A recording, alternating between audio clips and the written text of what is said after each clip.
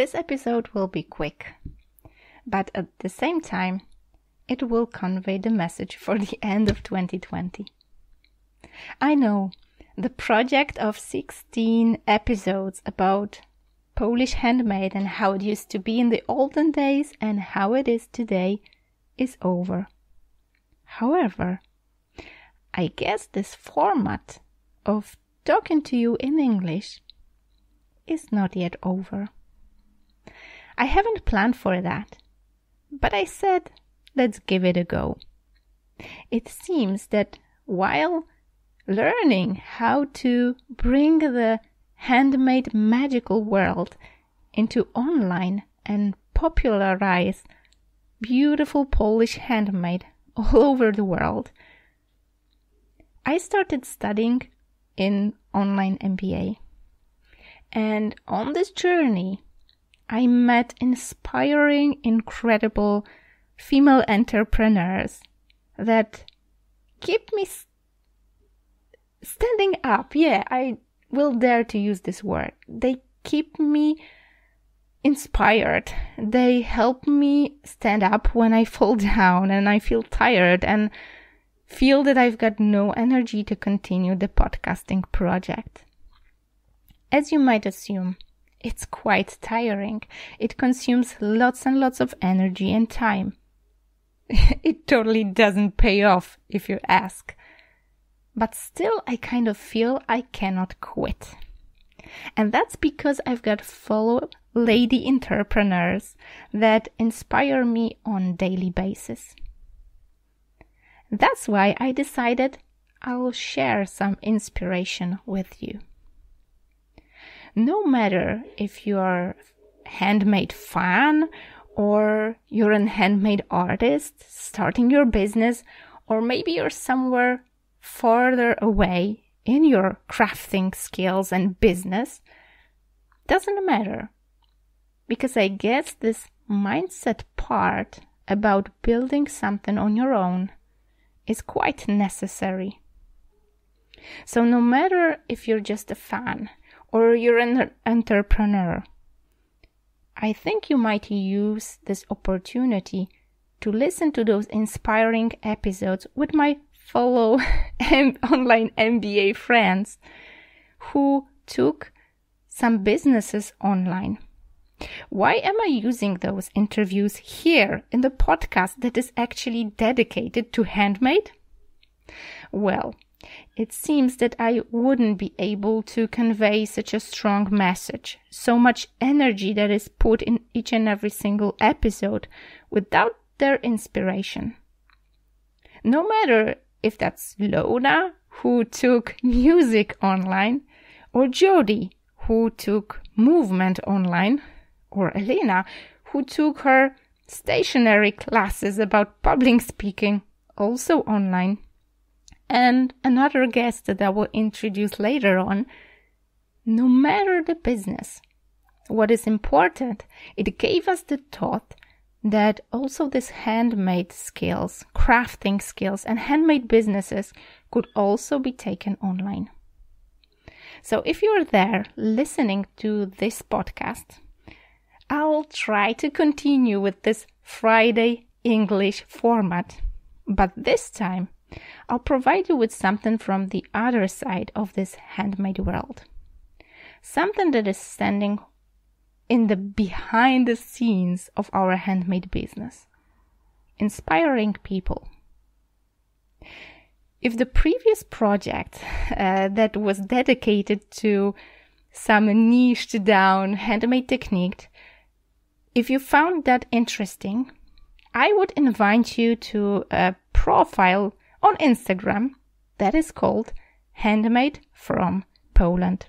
I obviously is gonna link that down in the show notes.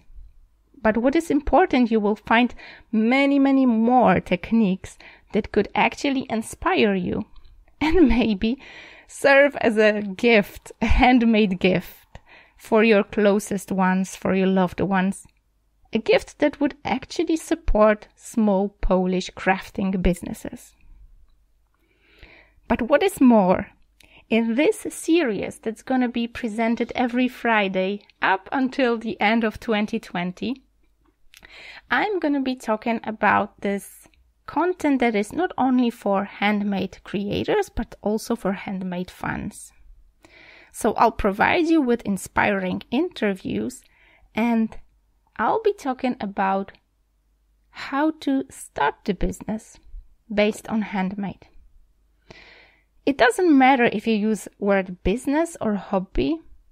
What is important to me is the fact that you join me on this mission of popularizing handmade, be it Polish handmade, traditional handmade, or just a way to chill out or relax and take our mind away from this digital world.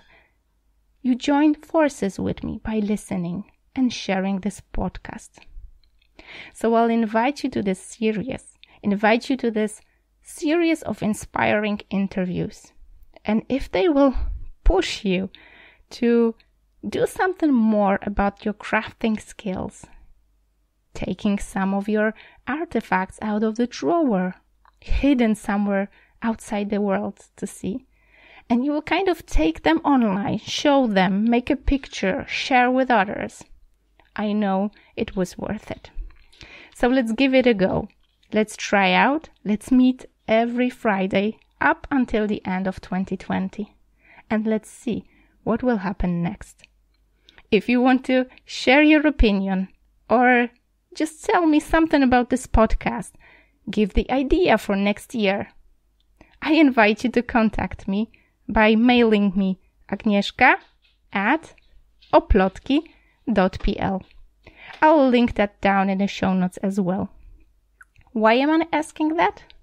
Because I hope that in 2021, this format might continue in a totally different way. Let's join forces in popularizing handmade all over. I hope you're going to join me in this mission. So see you in next episode, and I invite you to another interview. Okay, so as I promised, today the first from a series of interviews with inspiring entrepreneurs who took their businesses totally online. You might ponder, why is that important for handmade businesses or handmade artists or crafting artists, as you might think? Well, it is. It seems that mindset is an important part of this idea of spreading handmade possibilities online. So I invited Lona to show you that even though we might think that such a work that she does is something that cannot possibly be taken online, she actually does it, and does it with huge success. So that's why I invited her, to maybe inspire you. If you're there, you're a crafting artist, or you just produce handmade and put it to the drawer, you just listen to this episode. Everything is possible, even taking handmade business online. Especially if she could do it, it's totally possible for you.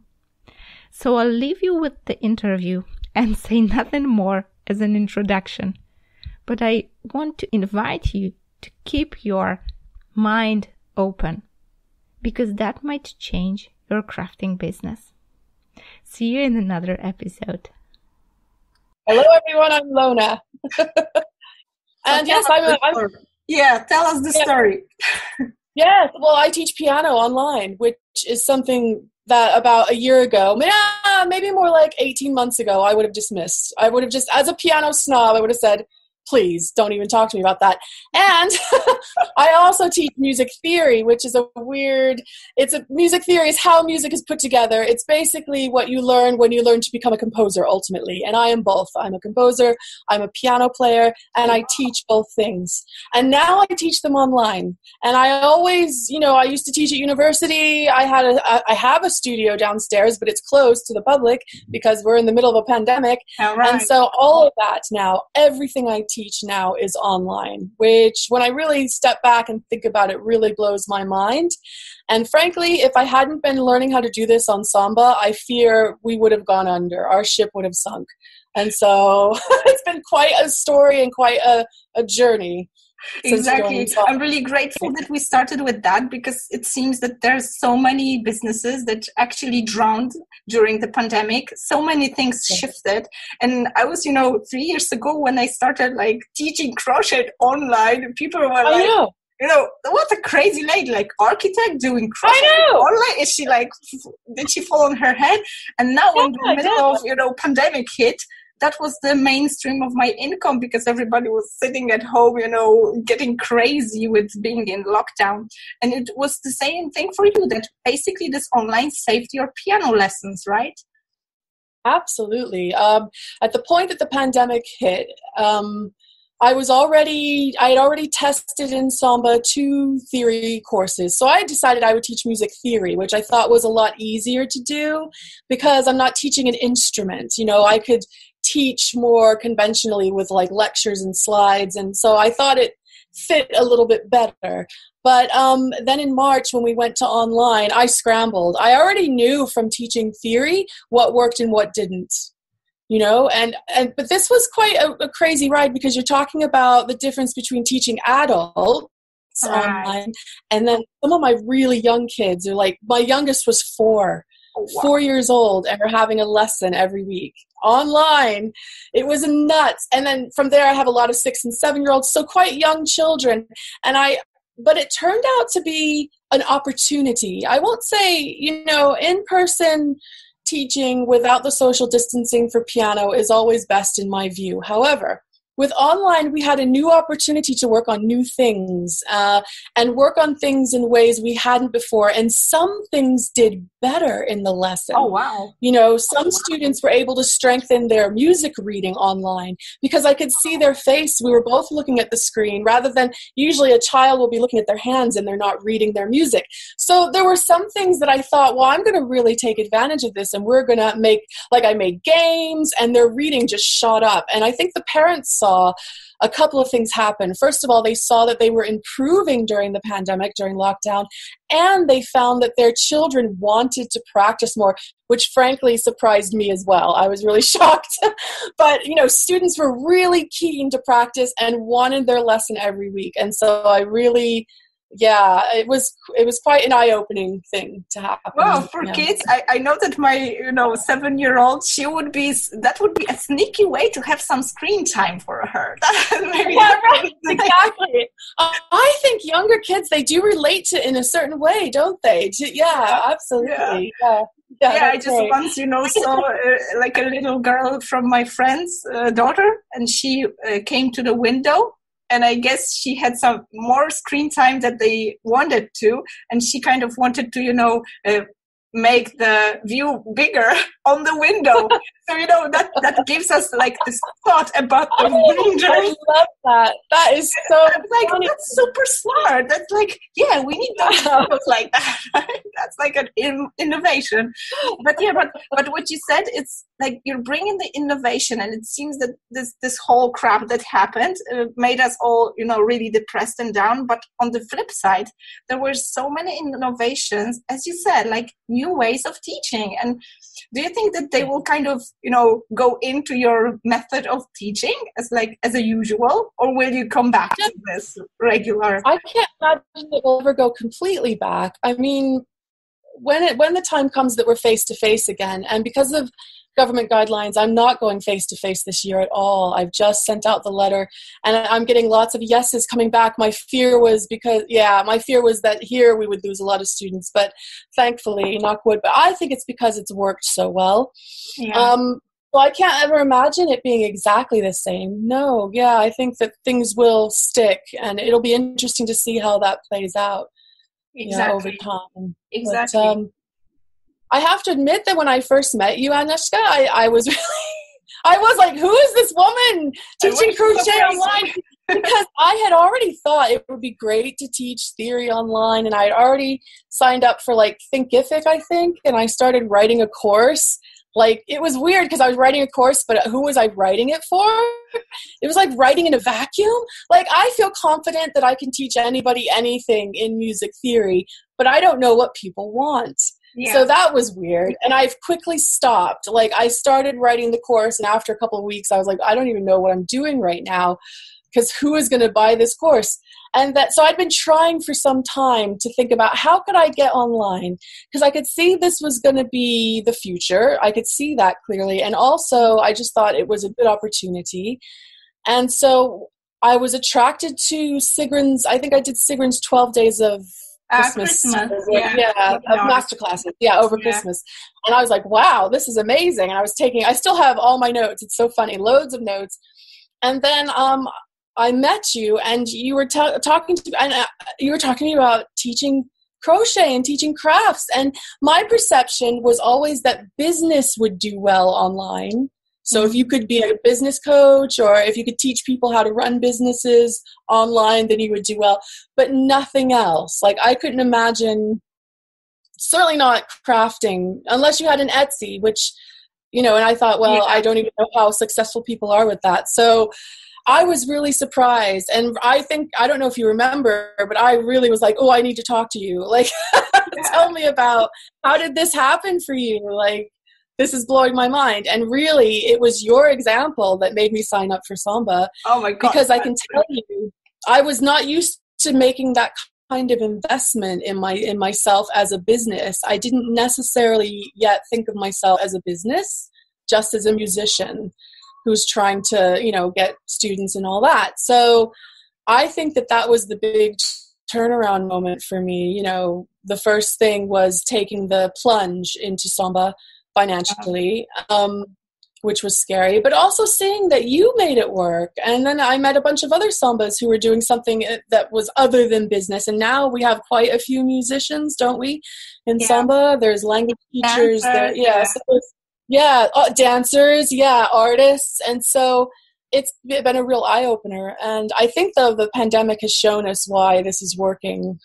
Yeah, exactly. Yeah, thank you for mentioning Sigrun, because some people might not know. Now she's our mentor. We both study in this online MBA. That's her program. It's called Samba because it's Sigrun's online MBA, and that's basically MBA but about online business, how to take your business online.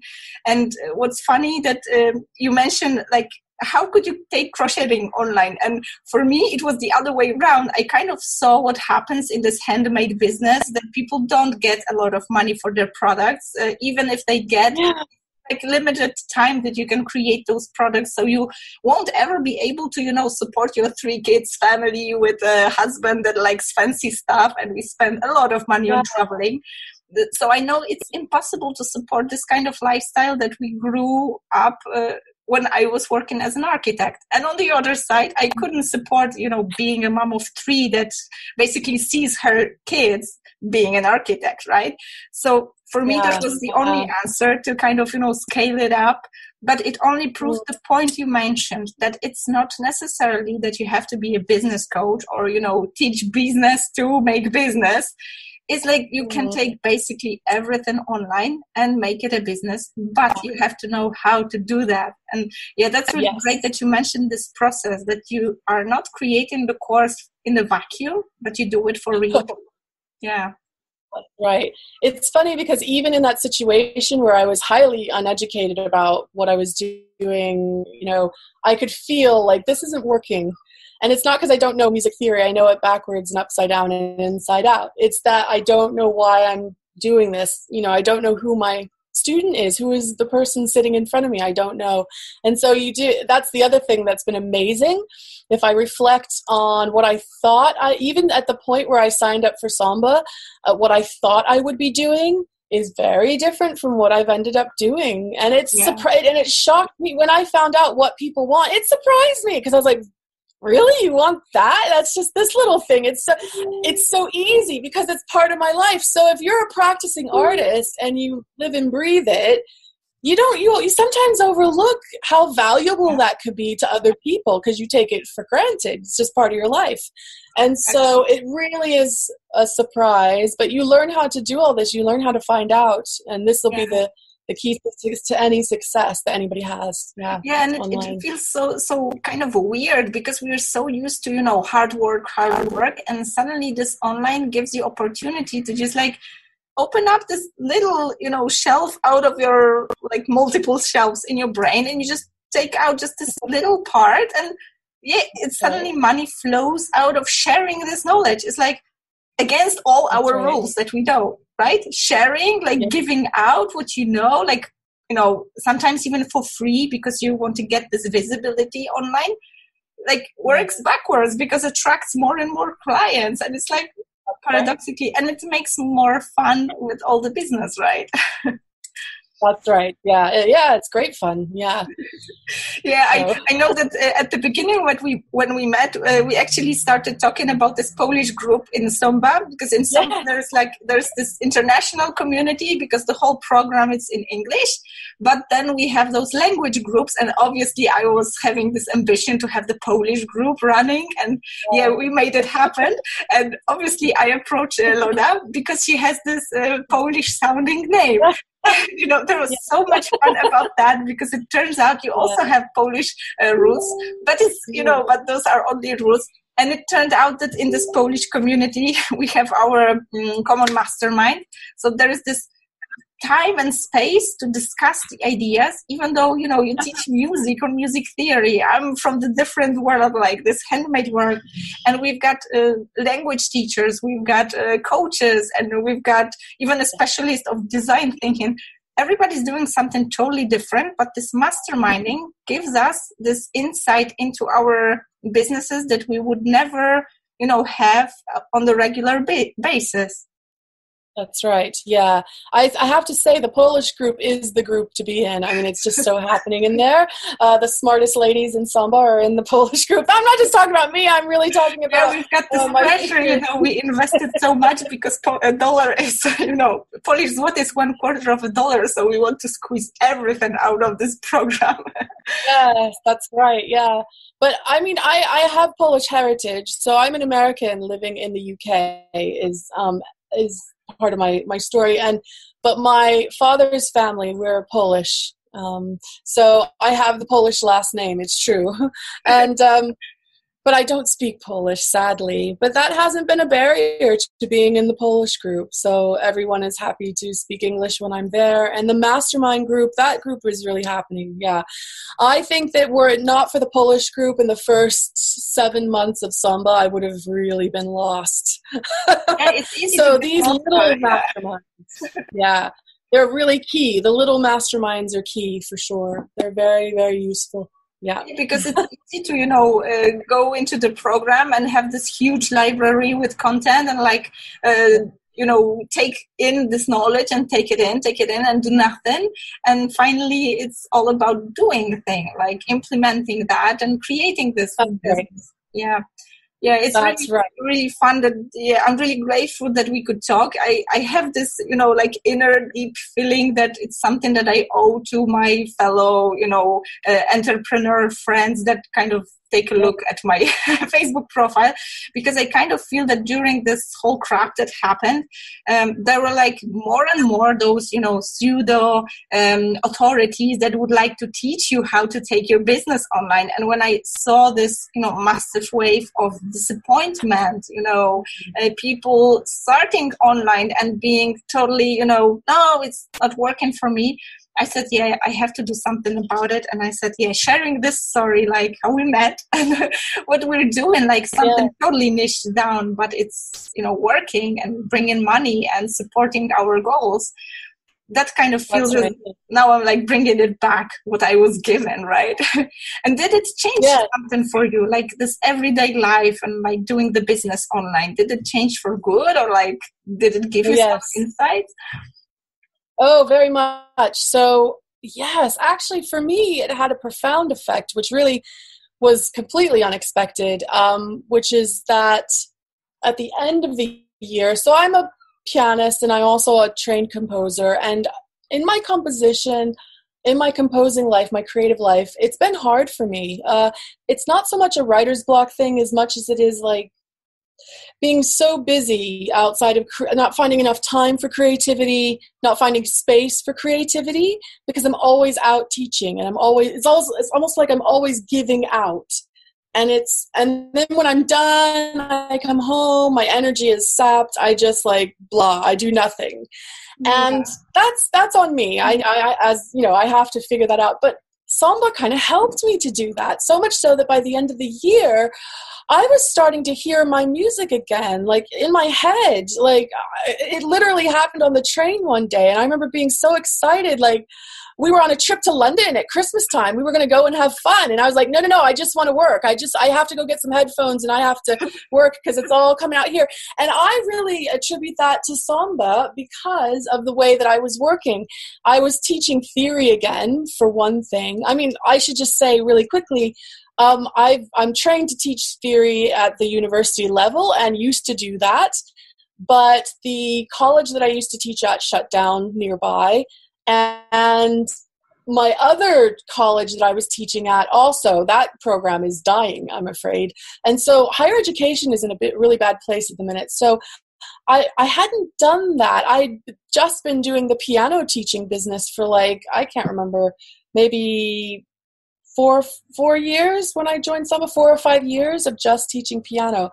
And I love teaching piano. I feel very grateful, but it took a lot of energy out of me, and it didn't allow a lot of time for creativity. And so because I was now teaching theory again, which again, it's about the architecture of music is theory. So you're getting into the big issues of how music works. Why does it work? How does it work? And that was leading to a certain engagement for me, and it totally blew open my creativity, and I was so excited. I can't tell you. And that was in December. And I think because with online, you manage your own energy in a very different way. You know, and now that I don't go to schools at all to teach piano at the moment, I'm totally self-sufficient. So it's kind of hard to explain, but yes, it changes. I almost have more mastery over my energy and over how my day goes. And that is allowing for the space to have the creativity, to have that creative relationship going again. Just my own inner life, really, which exactly. I wasn't thinking about that when I joined Samba. I was thinking, I'd like to have a business, and yeah, but I was so thinking more entrepreneurial. What you're sharing, it's like we were never taught at school, at university, at maybe some bunch of things that we do to keep ourselves like at the level of a professional. Yeah. We're never taught that it's so important to work on our mindset, our energy, our, this craving for sharing knowledge, especially as a teacher. Nobody tells us how important it is to manage our own well-being, right? And suddenly you get to a program where you've got a whole bunch of people telling you how important your time is, how you should value your values, how you should repel people who are, this energy sucking, machines that they either pay a lot or you don't work with them. Yes. It's costing you so much, and you can say no to a client because you can attract those that you love working with, and you feel energized. Right. I remember it was your advice, Agnieszka. I had this person wanting to work with me, and I was like, no, I've worked with this person before. And you said, because he wanted to work in person because he lived nearby and he knew that I lived nearby. And I was saying, I can't charge him that much. And you're like, yes, you should double that because he wants to work in person with you. And I remember just cracking up because actually you're right. Because for example, our mentor is teaching us to be like her, right, in a sense. So if you asked Sigrun for a day of her time, you'd be paying. There's no question, right? Yeah. So we're on our road to transformation to that. And it's exactly what you say. It's to do with mindset and the way that we think of ourselves in the world and the way that we place ourselves in the world. And I do think that if you're always coming, let's say, from a scarcity mindset, that means you're always going to be putting yourself in a position to not give back to yourself, to not have that energy, because you're always chasing, right? You're chasing after this thing because you feel the scarcity thing. And that's not so to say, you imagine, I mean, my mother is a good example. Like if she knew that I repelled someone on purpose, that she'd be horrified. She'd be like, what are you doing? But she wouldn't understand necessarily because she never went through a process where she was taught these things. So yes, I think in a way, the learning by doing actually leads you to these deeper intangible things that are so valuable that, they don't even have a price on them. They're that valuable. Exactly. Right? And it just like my creative life. That your creativity won't come out of tiredness. And it's like you want business, not busyness, right? You just want this appearances of having business. You just want to earn money, to have like a moment for yourself, to relax sometimes. Exactly. And it's funny because it's important what you said, that there's with the music theory in Poland, it's also like musicians, they don't get a lot of money unless they're, stars or like celebrities, then they get a lot of money, but they're not taken care of with their, retirement or something like that. It's really like a really bad situation. And I kind of feel that for artists, it's really close to that, because it's obviously, the more popular, the more star, artist you are, the more you earn. But the reality is that majority of handmade artists, they don't earn as much as they want, even not mention want, not enough to, support their lives. And I kind of thought that this online thing could be the solution, like scalable products or some kind of, patterns that you can sell apart from your handmade things. And when I started that, everybody looked at me like a crazy woman, especially when we dive into deep in Samba.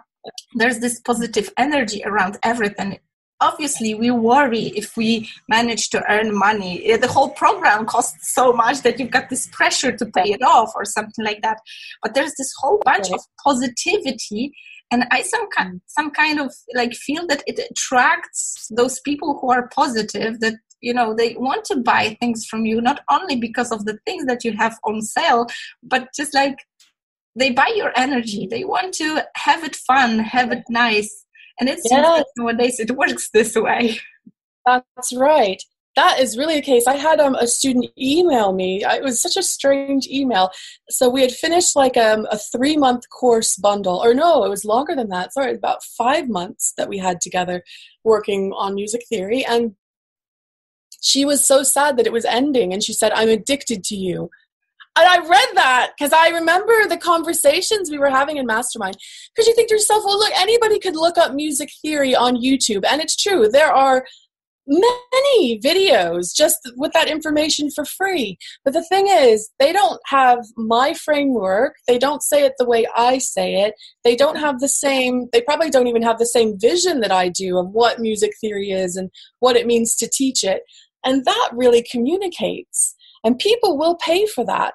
And I think that's another way of understanding what value it is that you have to offer the world. What specific value, not just what do you teach, but what are you bringing to people? And oftentimes it's much deeper than the thing that's on the surface.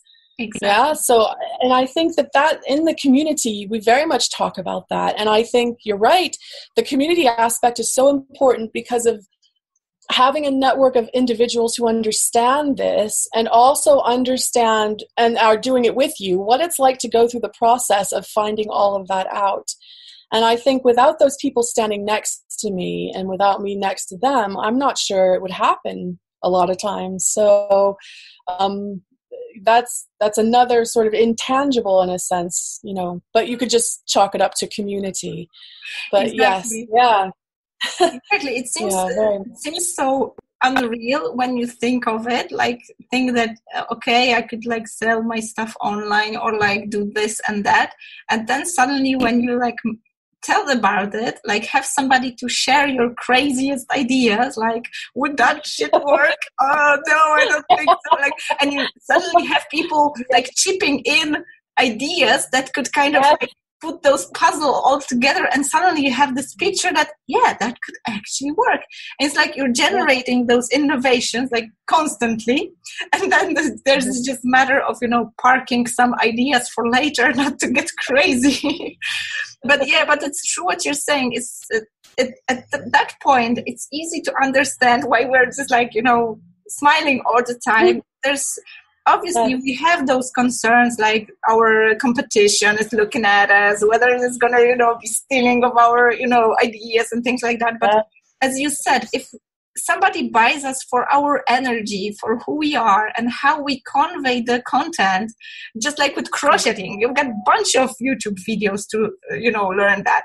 But when people are buying what you are selling because the way you sell it, that's a whole different story. And suddenly the competition, like, you can actually cooperate with competition, right? Because you're growing so much that sometimes you need some hand to handle your business, right? Yeah. And it's a good sign if there's competition, because if you're putting something out there and there's no one else doing it, that's actually a bad sign, isn't it? That maybe that's not anything anyone wants. Exactly. So it can be a little bit tricky with competition. It's funny about that, because at the minute I'm running a course and at least half of the participants are piano teachers like me. And so I guess in a sense they're like competition, but actually they want my resources. They keep bugging me. The course isn't even done yet. Oh, I would pay for them. Would you give those to me? And I'm like, wait, I'm just in the middle of making this course. Like, yes, but later. I kept saying, we're going to have to wait until after the course is over because we're not done yet. So, you know, I mean, actually, I think that, well, what I've learned a lot about, which I didn't know anything about because I'm not a business person by nature, I'm a musician.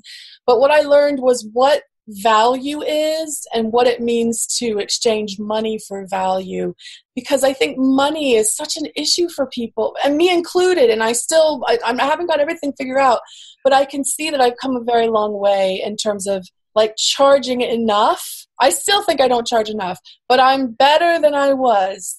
And I think this is the kind of thing, like I said, it's those deep intangibles that you can't always talk about so easily, but that get touched by this process. And that's the thing. You can read everything in the world about online business, but unless you're in an environment that is encouraging you to take action, you must learn it by doing it. So you got to learn to be okay with not being perfect the first time around, of making a mistake or whatever.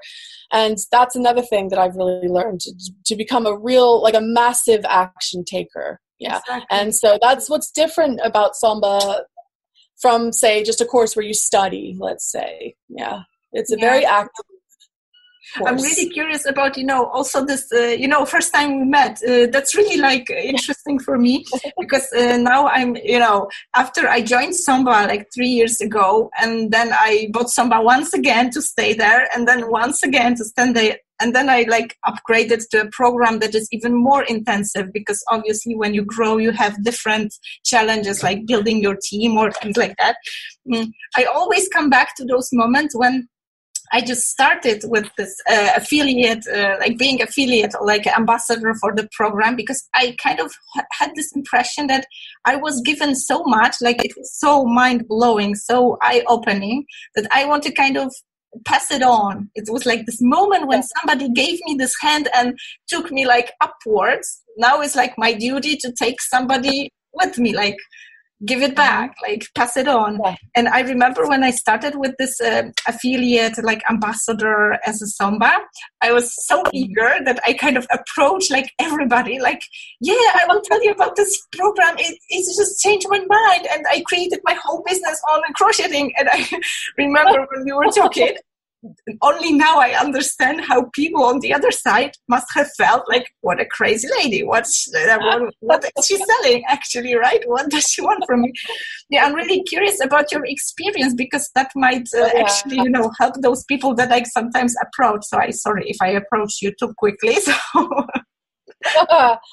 I think that I heard you talking about your crochet, and that's when I was like, what? Because, I had tried other things and I'd been around, and so I was sort of checking, figuring out, and I was like, yeah, okay. And then I think you told your story about the crocheting. And then my eyes were like glued to the screen, like, who is that?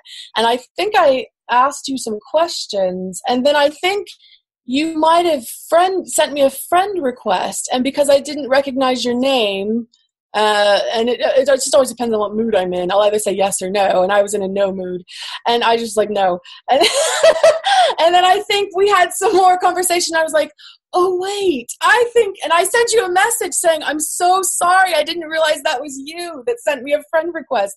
Yeah, I remember that. No, but I appreciate that. I didn't find it offensive or anything like that, because I think I was so interested in your story because it really took me by surprise. It really did.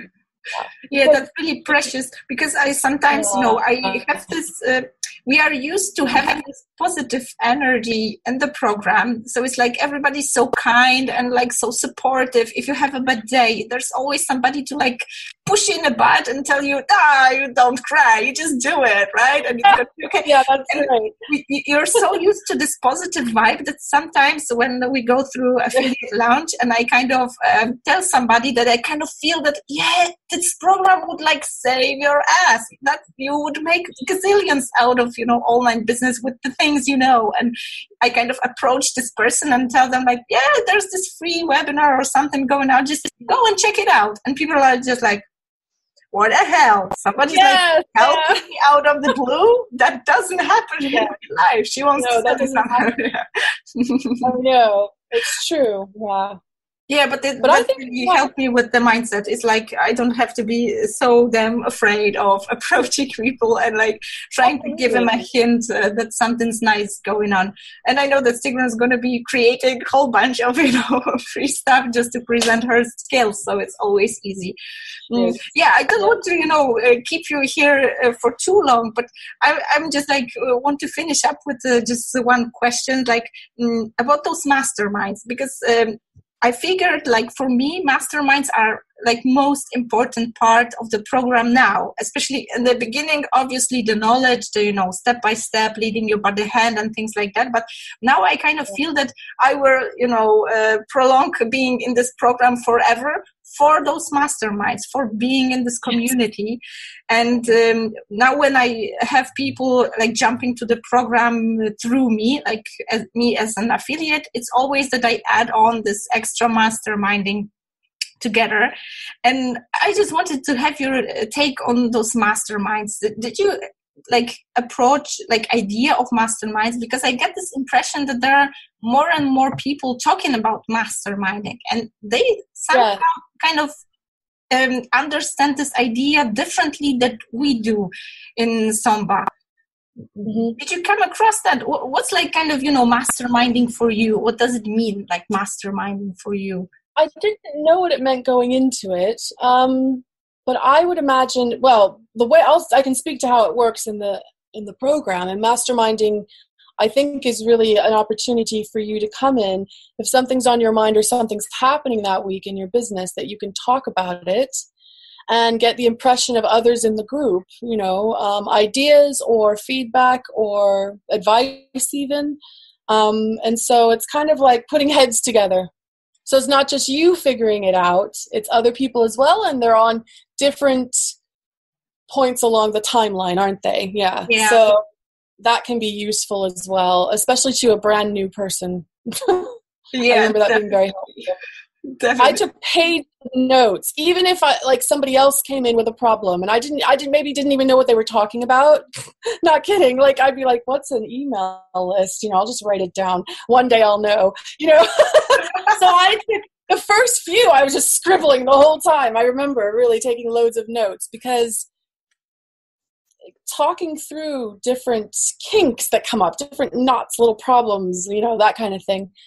It can be really revealing and it sometimes can be as simple as someone goes, well, why don't you just do this? And then the other person's like, oh God, I never even thought of that, So it is just a way of having a collective, like a collective brainstorm.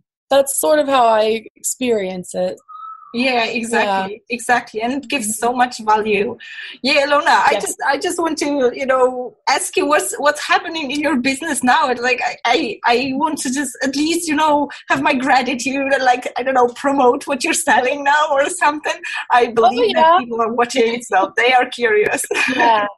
Well, at the moment, my business has taken a bit of a shape. So I am right now building my entry level of my business, I would call it. And I'm going to be offering sort of like a 12-week program where you're working on your musicianship. So no matter what instrument you play, we will be working on what I would call applied theory. So understanding chords and rhythms, stuff like that, but not in an abstract way, not in some kind of intellectual way. It's more like playing. So I'm dripping like chord exercises and rhythm exercises that people do as a daily practice. Oh, wow. So I'm giving practice advice. Basically, I'm structuring everyone's practice around concepts. So I do give a theory lesson at the beginning of the week, but it's light. It's not, as I say, it's not like a deep dive, and you're meant to apply that knowledge right away so that you can be a good sight reader of music, so that you can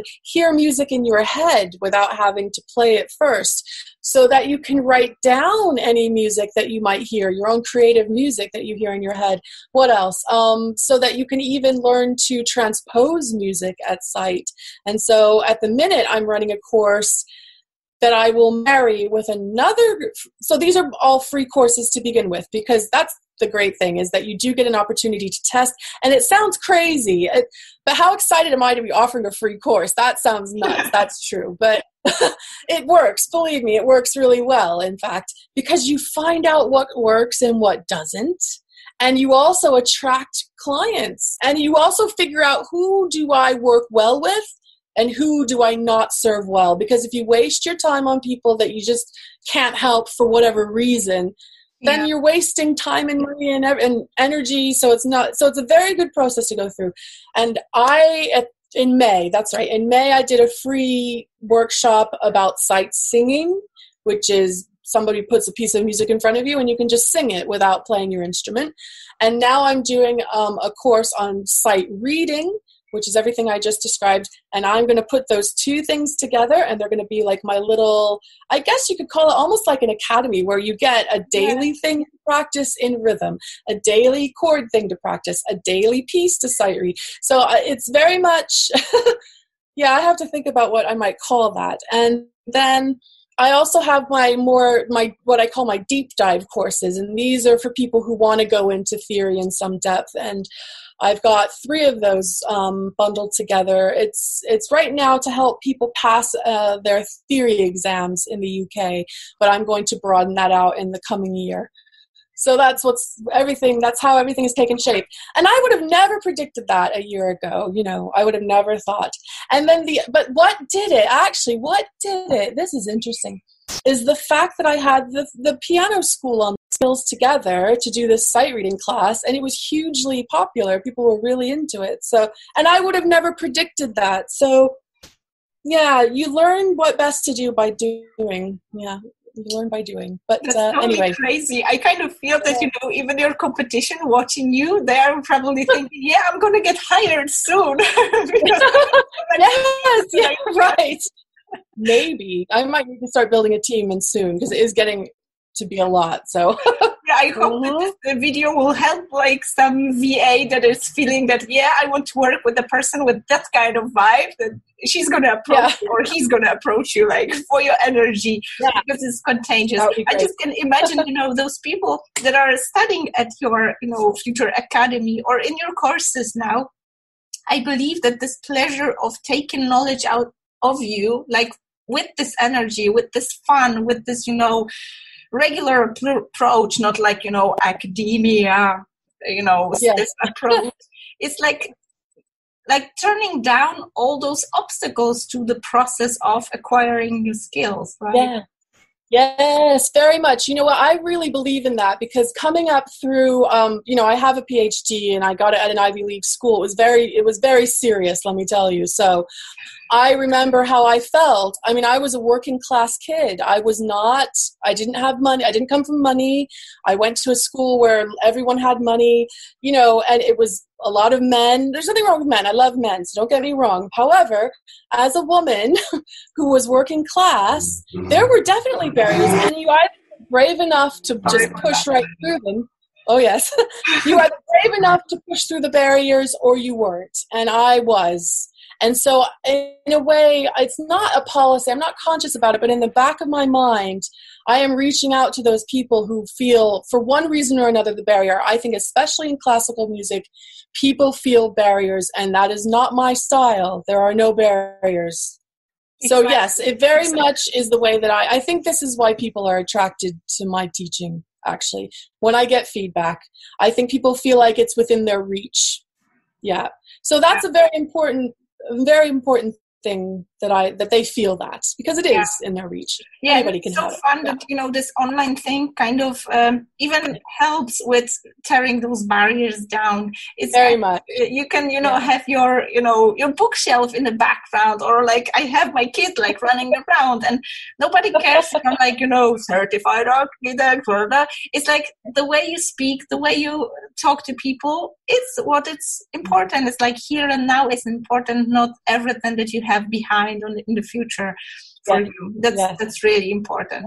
Yeah, that's really beautiful message to finish with, like having this thought that everybody can do it, and it's not so undoable, but it's just that you have to have tools to take it online, and not to get discouraged by people who try to teach how to make business online when their only business is teaching business without doing business. That's right. Yeah.